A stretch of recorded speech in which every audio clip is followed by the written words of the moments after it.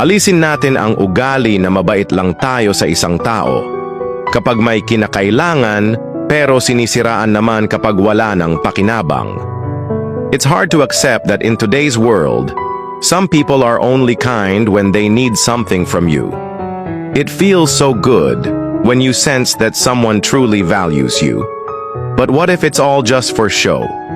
What if they're only around because you're of use to them? It's painful, but it's the truth. There are many like this.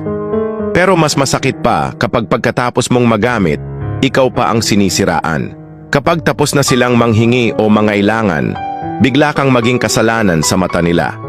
Ang masakit, yung mga taong tinulungan mo at minahal mo, sila pa ang unang magtatalikod at maglalabas ng masasakit na salita.